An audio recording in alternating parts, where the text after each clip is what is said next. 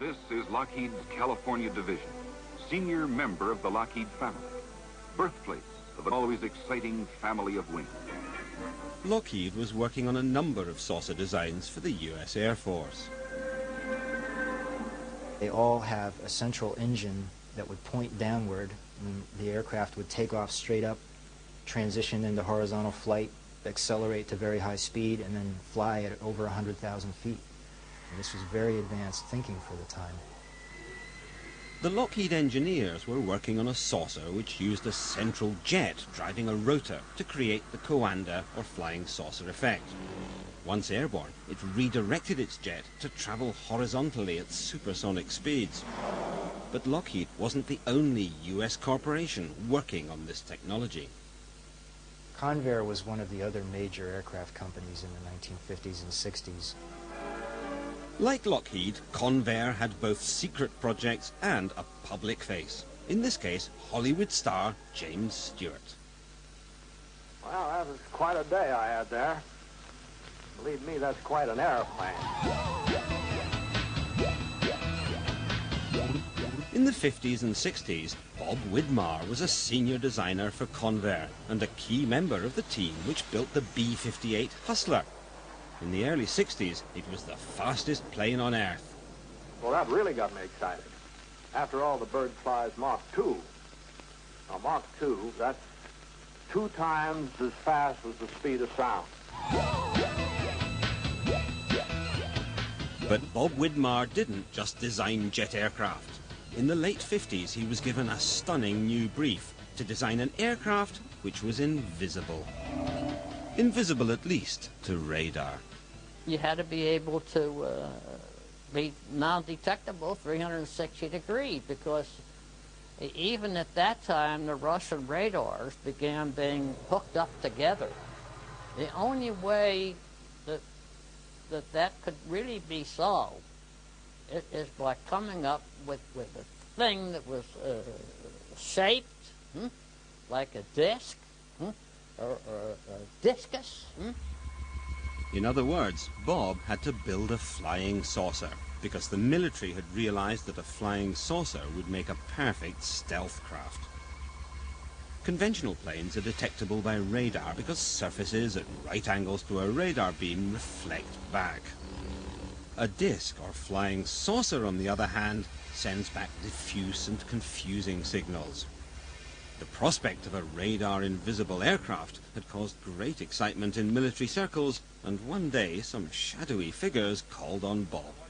When they first came here, I didn't know who they were. They didn't tell me, hey, I'm coming in here from the CIA, hey, look at my badge. Oh, they made me a member of the club. I didn't know that was the CIA that came. That shows you how goddamn secret that they were. In fact, the CIA was being even more mysterious than usual, because they weren't just fighting America's enemies, they'd been fighting each other. A secret turf war with the US Air Force over who should run spy planes. They cheat, they lie, they're crooks, they disguise. To meet with them, for example, I'd have to go to buildings that were half finished in Washington. Airline reservations were made with fake names. It was hard on me and my wife, as such, to live this thing, and all the thing was a whole bunch of fake stuff. It was almost where you couldn't tell the realism for what was just the phony. Bob reluctantly agreed to work on the project, the design of a radar-invisible, saucer-shaped object. I never would want to do it again, to have to live under that kind of a climate. You couldn't talk to anybody except at certain places that they selected. The project was so highly classified it was not supposed to exist, a condition of absolute deniability known as a black project. There's all kinds of black. I'm talking about the extreme black. I have lived through the extreme black. Bob's project has never been declassified, and the CIA removed all his records and designs. Well, I guess that just about sums up the story. Or does it? Because while the CIA was keeping Bob in the dark, another craft was being brought into the light.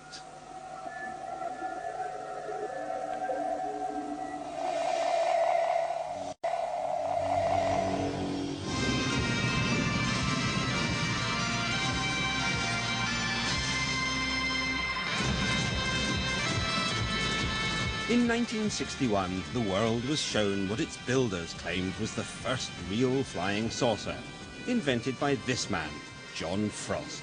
Well, the U.S. Army are interested in a vehicle which could fly close to the ground, which couldn't be stopped by roadblocks or rivers, etc., and which could jump over hedges and trees. There were, however, real problems with the Avro car, as Doug Garland, one of the wind tunnel engineers, remembers. We tested the Avro car in the tunnel, but it was very unstable. You know, if you throw a plate or a hubcap on the ground, it will tend to roll around like this. And the Avro car had a tendency to do that.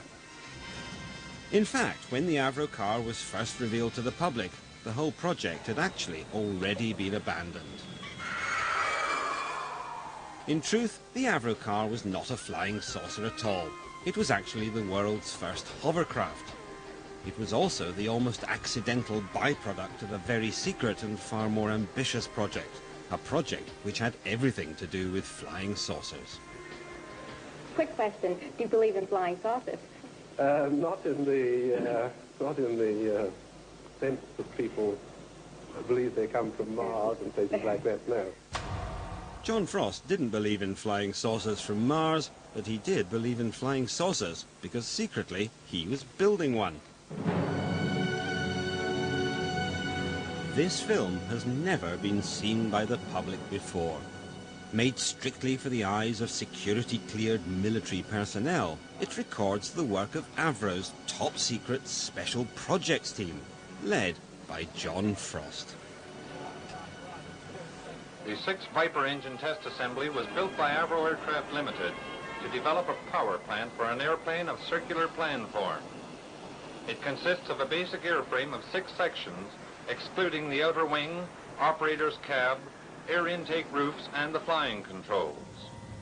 Frost was building a huge jet-powered supersonic flying saucer, codenamed Project Y2 or Weapons System 606A.